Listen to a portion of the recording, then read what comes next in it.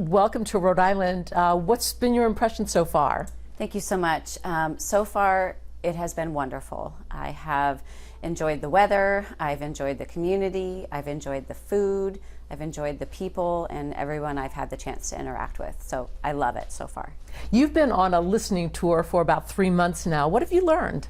Yes, and it's a great question. That has been really important to me, was to be spending time with our employees and learning from them. So since I started, I have gone around to many different departments and met with many different people, all of which, I would say there's trending of information. The first and foremost piece that I have gotten from our employees has been their dedication and commitment to providing quality care at our institutions. And not even just that, but it's also the dedication and commitment to the community in which we serve. And so to me, that was just so wonderful to hear, because not every organization has that. And I can say without a doubt that we have some of the most dedicated and loyal employees providing great care at our organization. I've also heard a lot of employees say that we want to continue to grow and we want to continue to do more and be better and strive for excellence. And so that to me is also a great thing to take away in terms of the commitment and dedication of our workforce. When it comes to our viewers who are watching right now, really what they care about is having a good doctor, good staff, somebody who can fix what ails them, and they don't want to sit in the waiting room for a long time. Are those goals achievable? It is possible. And I truly believe with the committed workforce that we have, with putting in appropriate processes that we'll need to have in place and continuing to recruit the workforce, we will achieve those goals.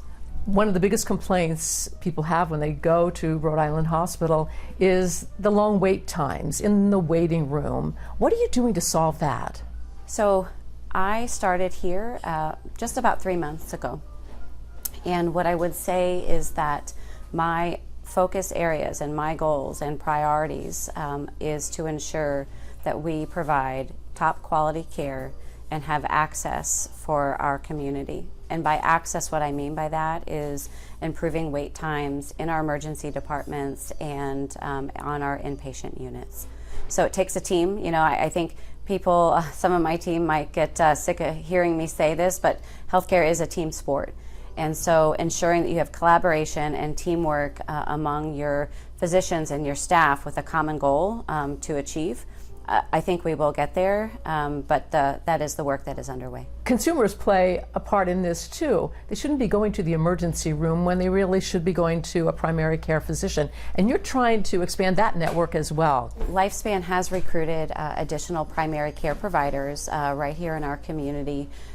We have to ensure that there is appropriate access for our community to be able to get in and be seen when they want it and when they need it. Why are we losing so many really great doctors and staff? I think overall in healthcare, I think as an outcome of the pandemic, all healthcare systems saw a loss of really great staff. And some of those staff went into other industries. So I would say it's our job to recruit and partner with others in the community, such as other universities and colleges and organizations, to provide that pipeline for the workforce. So that would be one area. I would also say it's important to create a culture and an environment in which individuals that come to our organization want to stay. And that is our job to do just that. Is reimbursement keeping us from attracting a lot of good providers? Reimbursement is a challenge, particularly, yes, here in New England. I do recognize that is a challenge. I don't know if it's necessarily just one issue with attracting providers. I think there's many different things that make it challenging for recruiting, but reimbursement is definitely top on the list. Next month, Morton and St. Anne's are going to be coming under the umbrella of Lifespan. How is that going to change or improve healthcare for people in Bristol County, Mass? We are incredibly excited to be welcoming those two hospitals into our family. And as you pointed out, on October 1, that is when it will be transitioning.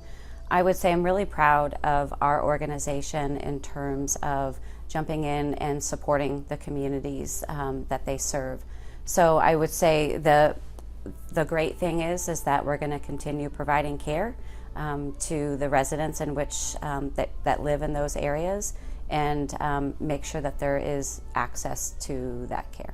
Thank you for joining us. I appreciate it. Thank you very much.